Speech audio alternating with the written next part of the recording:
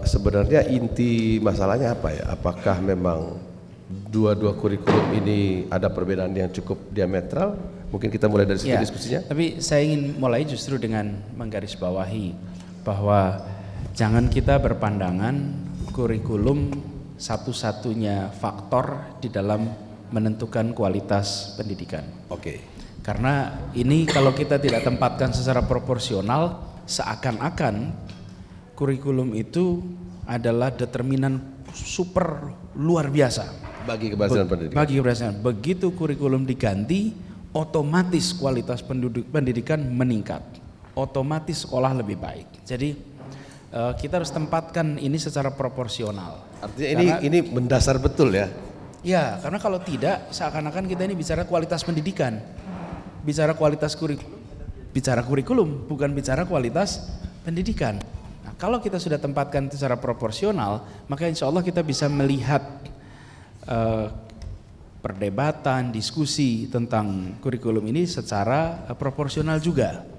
Nah, kemudian tentang kurikulum yang sekarang banyak diperdebatkan, kita menerima banyak masukan tentang kurikulum 2013 dari komponen konseptualnya maupun dari aspek implementasinya. Nah, kita melihat bahwa semua masukan itu punya merit, punya punya nilai objektif berdasarkan pada kajian akademis yang konseptual, termasuk juga yang implementasi. Nah, kita kemudian menyaksikan bahwa dari sisi proses penetapan kurikulum dan pelaksanaan kurikulum kemarin berjalan amat cepat. Jadi kurikulum itu sudah disusun tim di akhir 2012. Kurikulum tidak membutuhkan persetujuan DPR kan ya? Tidak. Kemudian tetapi ada. Supaya saya tahu beliau tidak bertanggung jawab. Oh iya. Tapi ada diskusi yang menurut saya malah justru Mas Teguh nanti bisa cerita banyak tentang apa yang terjadi waktu itu. Kemudian di 2013 diterapkan di sekitar 3% sekolah. Waktu itu mengistilahkannya adalah penerapan terbatas, bukan sebagai pilot, bukan sebagai piloting. Nah, kemudian di tahun 2014, tahun ajaran 2014 diterapkan di seluruh sekolah, 208.000 sekolah. Nah, jadi dari 3% lompat ke 208.000 itu berapa jarak? Tahun berikutnya, Oke. langsung. Hanya dalam waktu 1 tahun. Sementara payung hukum yaitu PP 32 tahun 2013 di pasal 94 memberikan ruangan 7 tahun bagi kurikulum itu dilaksanakan. Jadi ada periode transisi yang sangat panjang. PP itu yang bikin siapa? Pemerintah sebelumnya 2013. Oke. Sehingga sebenarnya pemerintah kemarin pun sudah memberikan ruang yang sangat bijak Pak terhadap kurikulum. Artinya yang 3% itu bisa dijadikan sebagai ruang untuk mendapatkan feedback. Dan sebenarnya kalau untuk dapat feedback tidak harus 6.000 juga. Kalau mau dapat feedback itu enggak terlalu sebanyak itu bisa itu dapat. Kalau pakai metode surveinya Populi Center kecil sekali bisa dipakai ya. Bisa. Canggih jadi, caranya. Sebetulnya, tapi oke lah itu sudah jalan. Kenyataannya itu sudah jalan 3 semester. Nah, melihat perkembangan di lapangan, guru, siswa yang merasakan perpindahan ini dengan sangat cepat, muncul banyak masalah yang sebenarnya bisa dihindari jika konsep kurikulumnya dimatangkan total, kemudian pelatihan gurunya dijalankan dengan cara yang benar, maka kita akan mendapatkan sekolah-sekolah yang praktek kurikulum itu berjalan baik. Nah, kami ingin melihat perbaikan ini bukan dalam konteks kurikulum. Jadi kenapa kemarin itu kita putuskan, oke, yang belajar 1 semester berhenti dulu, hold dulu, karena kita ingin tidak sekedar memperbaiki kurikulumnya. Kita harus perbaiki, ini lagi-lagi bicara pendidikan secara lengkap, bukan saja kurikulumnya. Yang 6.000 kemarin kita berikan kesempatan, silahkan terus. Sudah 3 semester. Tetapi bila yang 3 semester ini pun merasa berat, tidak ada masalah. Silahkan Anda untuk putuskan, tapi keputusannya di sekolah. Oke. Jadi saya tidak ingin mengganggu argumentasinya Pak Menteri, tapi yang saya mau katakan kayak laboratorium gitu ya. Yang ini, makanya kita mengistilahkan sekolah ini mudah-mudahan kalau memang bisa diterapkan dengan baik menjadi sekolah rintisan. Karena perjalanan ke depan kita melihat pelatihannya itu bukan dengan pelatihan guru mata pelajaran, tetapi whole school training.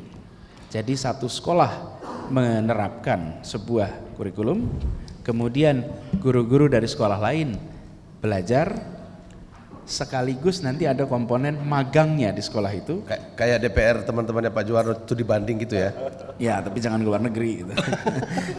Jadi mereka ikut dalam proses belajar, sesudah itu kemudian mereka insya Allah bisa menerapkan. Karena saya membayangkan ini pergantian ini nih, Chan, seperti ganti dari HP ini, BlackBerry ini pindah ke ini Android ya. iPhone. Nah kalau Android atau iPhone, kalau pindah ke situ hanya dengan presentasi duduk di kelas dijelaskan nih loh Android pakainya begini. Kalau mau feature ini lakukannya ini. Terus sudah itu dikasih Android belum tentu bisa menjalankan. Tapi jika ada proses pelatihan, internship atau magang yang baik, insya Allah lebih baik. Tapi saya ingin tegaskan yang akan didorong justru pelatihan, pengembangan kompetensi guru dan pengembangan leadership quality dari kepala sekolah. Oke. Karena kami percaya kekuatannya itu pada guru dan kepala sekolah. Jika gurunya ditingkatkan kualitasnya, maka kurikulum apapun yang dititipkan ya insya Allah bisa. Kalau saya kasih kuis harus pilih, tidak boleh tidak pilih.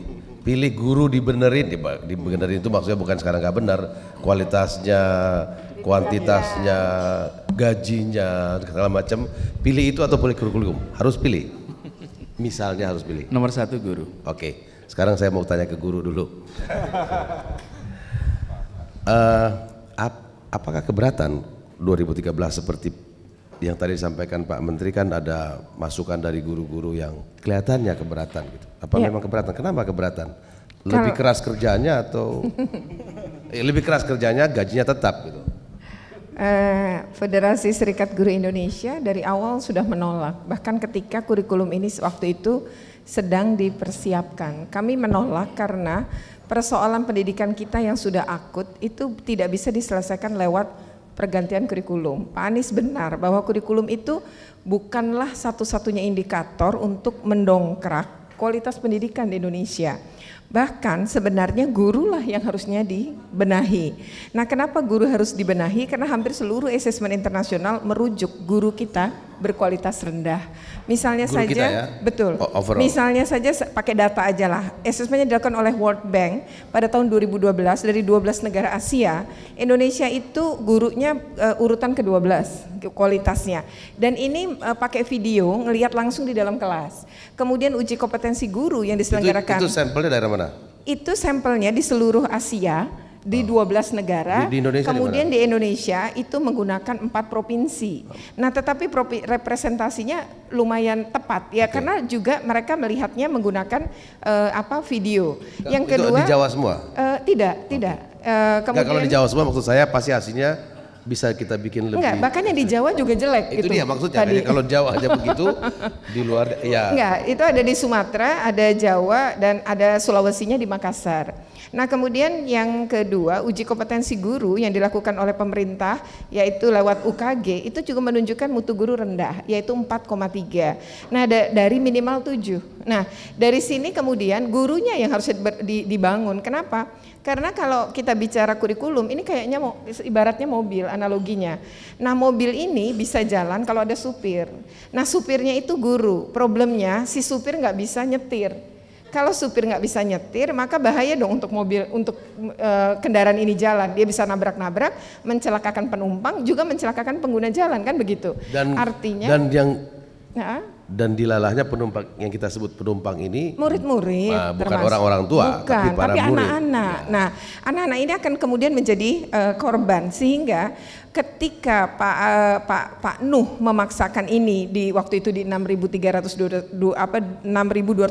sekolah, kami juga sudah menyatakan bahwa itu tidak valid dan tidak reliable dalam menentukan representasinya. Karena 6.221 sekolah itu kategorinya adalah sekolah-sekolah berakreditasi A, sekolah yang sarananya lengkap, sekolah yang gurunya berkualitas, dan sekolah yang jaraknya tidak jauh dari bandara. Itu ketentuannya. Jadi dalam hukum sampling itu tidak representatif toh Pak. Nah, tentu bias. Nah, Bias dari kota. sisi betul. Nah, dari sisi validitas dan reliabilitas saya yakin tidak akan tercapai.